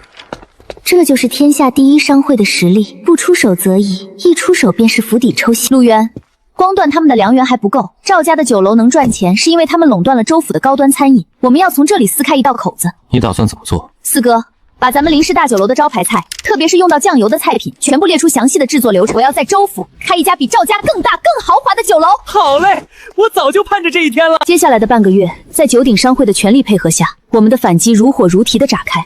赵家的运粮船在江南碰了壁，根本收不到足够的粮食，州府的粮价开始变动。赵家为了维持商誉，不得不高价从其他渠道调粮，资金链瞬间紧绷。是师兄，谢谢您。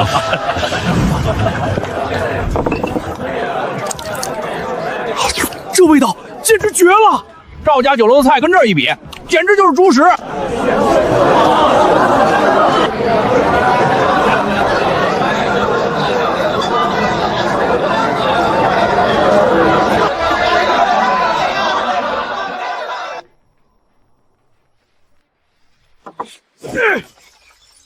废物！惹九鼎商会赵的人，粮源被断，生意被抢，这日子怎么过？老爷息怒，我不知林家靠山大呀，都怪沈娇娇，是她怂恿我抢秘方的。把那个丧门星给我赶出去！我们赵家绝不养这种只会惹祸的废物！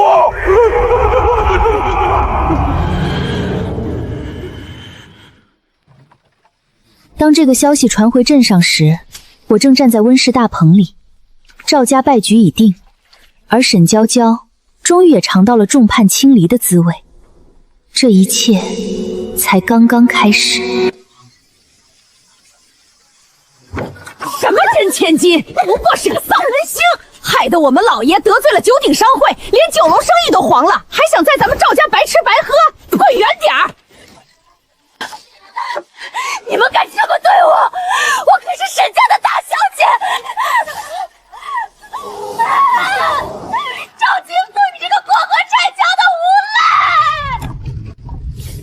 觉得解气吗？这叫自作孽不可活。他总以为靠依附别人就能高高在上，却不知别人看重的是利益，一旦利益受损，他就是第一颗弃子。沈家那样的门第，最看重的就是颜面和利益。沈娇娇不仅没能给沈家带来好处，反而屡次惹是生非，被放弃是迟早的事。他现在的处境算是立谷地了吧？不过像他这种人，只要还有一口气，就总想翻盘。要不要我派人把他彻底赶出州府？不用，把他赶走反而脏了我们的手。就让他在这州府的大街上亲眼看着我们林家是如何一步步走向巅峰的，这才是对他最好的惩罚。接下来我们该把精力放在自家生意上了。四哥那边筹备的怎么样了？万事俱备，林氏百货楼随时可以开业。州府这片更大的舞台，终于要迎来属于林家的篇章了。赵家的倒台只是一个开始，真正的商业帝国才刚刚奠基。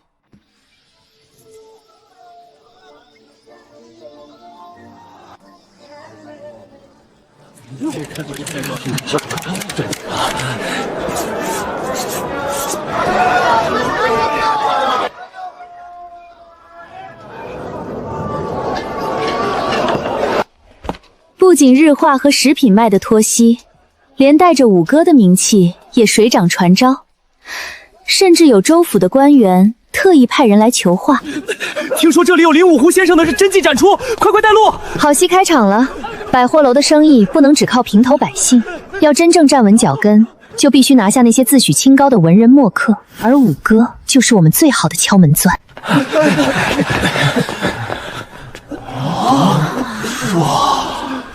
诸位请看，这幅《富贵春色》不仅是一幅观赏之作，更是我们林氏百货最新推出的牡丹花香木发皂的限量包装图样。妙啊，实在是妙！既不将高雅的书画与日常用度完美结用，林公子的巧思老朽佩服。不仅如此，大家请看这套茶叶罐。这四君子图比例嚼劲，意境深远。敢问林公子，这茶叶罐怎么卖？这茶叶罐不单卖，这是我们林氏百货即将推出的顶级高山云雾茶的专属包装。只有购买整套茶叶，才能获得一套由我五哥亲自作画烧制的瓷罐。买！我买10套，给我留2套。从乡下那个破败的茅草屋，到如今这日进斗金的百货楼，我们林家兄妹付出了太多的汗水。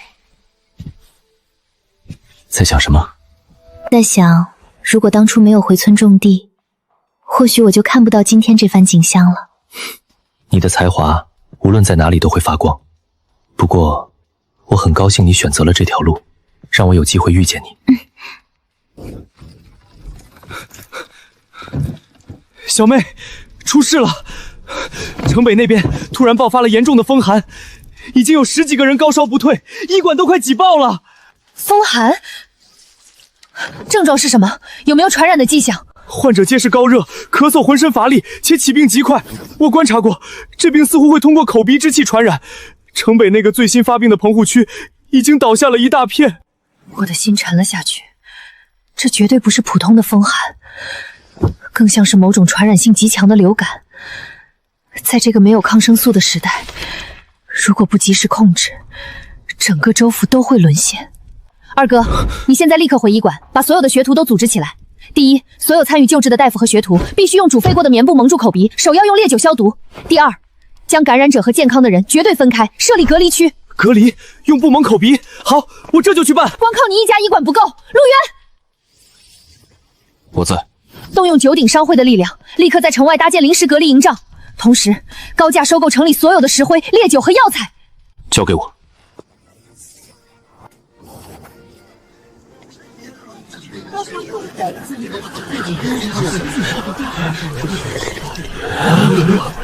林大夫真乃神医转世啊！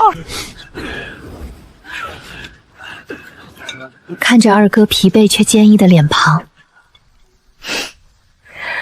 我知道，他终于在这个时代找到了属于自己的医道。小妹，药材还够，但是很多人连御寒的衣服都没有，再这样下去，没病死也要冻死了。赚钱固然重要，但在大灾面前，商人的社会责任感才是立足之本。把库房里所有过冬的棉衣、棉被，还有我们刚生产出来的那批杀菌清洁肥皂，全部清点出来。小妹，这可是咱们准备在深冬高价卖出的存货呀，全捐了，那可是一大笔银子。四哥，钱是赚不完的，州府百姓正处于水深火热之中，林家有今天，靠的是他们，现在该回报了。好，听你的，钱没了再赚，良心不能丢，我这就叫人装车。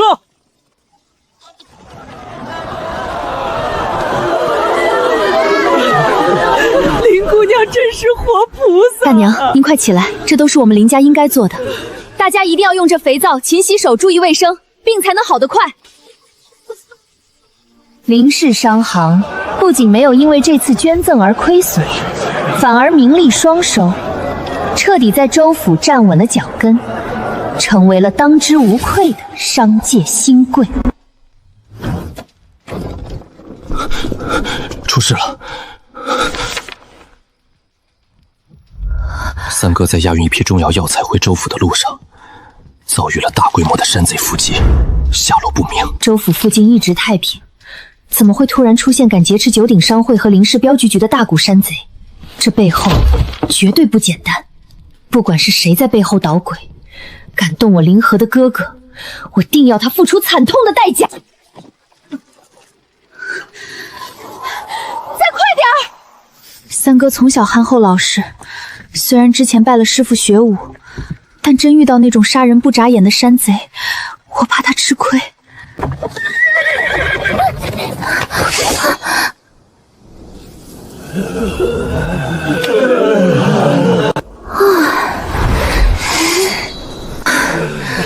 小妹，陆兄弟，你们怎么来了？三哥，你没受伤吧？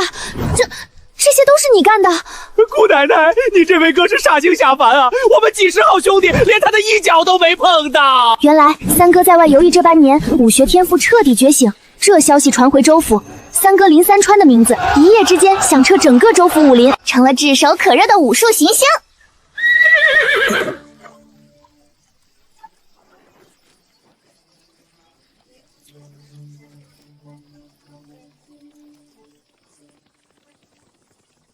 小妹，这陆路商道以后有我在，绝对安全。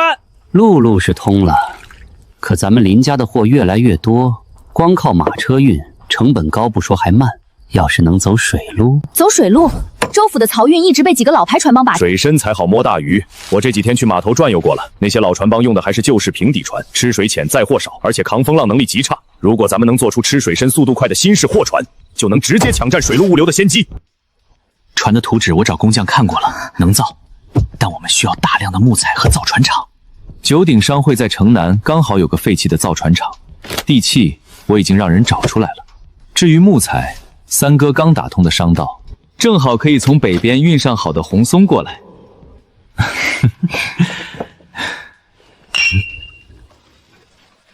相机是改良版的。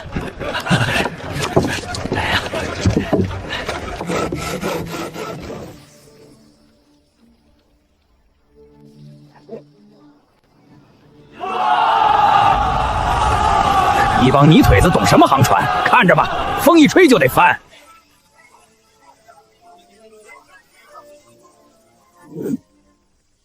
四哥趁热打铁，宣布林氏船队不仅运自家货物，还承接外商托运，运费比市面低20%，且承诺损坏包赔。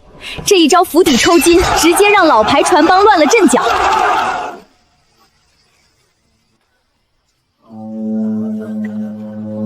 小妹，大哥来信了，他那边好像搞出个大动静。超级麦种已成，亩产翻番，速回村一关。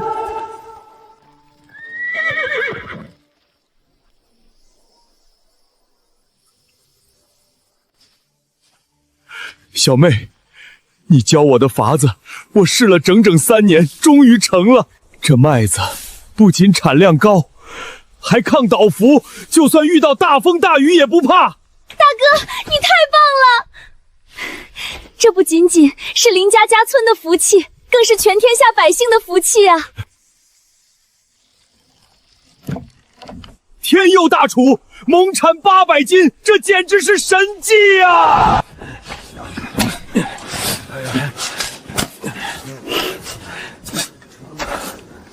下个月就是你的生辰了，想要什么生辰礼物？只要一家人能在一起，就是最好的礼物。生辰那天的阵仗，直接把整个州府都惊动了。小妹，生辰快乐！大哥在乡下搞研究，二哥在深山采药，三哥走镖大江南北，四哥巡视水路，五哥在京城办画展。他们平时忙得脚不沾地，居然为了我的生辰，全都赶回了州府。嘿咻嘿咻呦！小妹，这是我用你教的嫁接法，试了上百次才培育出来的，全天下独一份儿。这里面是我研制的极品享颜丸和百毒清，用的都是最名贵的药材，能保你容颜不老，百毒不侵。这是林氏镖局的总瓢把子令，以后天下任何一个林氏镖局见此令如见我，谁敢欺负你，我三哥第一个削他。这是林氏船队2成的干股，还有州府最繁华地段的3间大商铺，以后小妹你想买什么就买什么。这是千金难求的传世之作，看着这些沉甸甸的心意，我感动得一塌糊涂。有这5个宠妹狂魔在，我简直是全天下最幸福的人。五哥，陆渊去哪儿了？那小子正准备干一票大的呢。走，我带你去看好戏。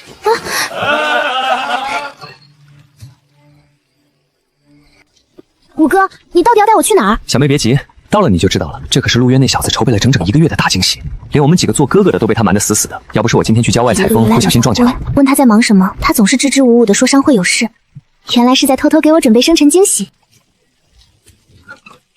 小妹，请吧。身为现代农艺科学院的博士，我一眼就看出了端倪。陆渊竟然利用了我之前搞大棚蔬菜的原理，结合他九鼎商会的财力和能工巧匠，硬生生在这片山谷里打造了一个巨大的恒温温室花海。这得花多少心思啊！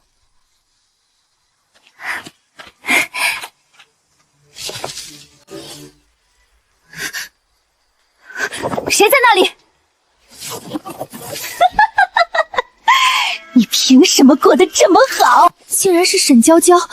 自从周府那个商贾破产后，没想到她竟然一路跟踪我们，甚至摸到了这片花地里。沈娇娇，此时的她完全是个疯婆子。干什么？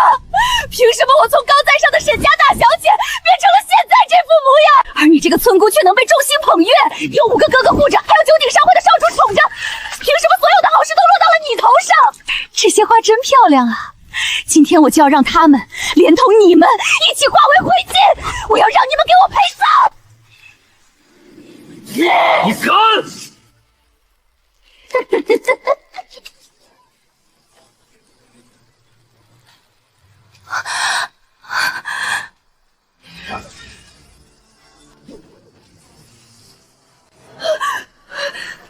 谁？敢动我妹妹！你问过我手里的刀了吗？三哥，你们这些泥腿子凭什么踩在我头上？来人啊，给我把他们全杀了！放开我！你这个粗鄙的乡下人，放开我！沈娇娇，我们一再忍让，但你一而再再而三地挑战我们的底线。今天你不仅想毁了我妹妹的幸福，还企图纵火行诉，这可是死罪！把他们全部带走，严加看管。纵火后未遂，蓄意谋杀，按大楚律例，足够他在牢里待上一辈子了。灵河，你放过我吧，我再也不敢了！求求你！小妹别怕，坏人已经清理干净了。陆渊，你小子还不赶紧办正事？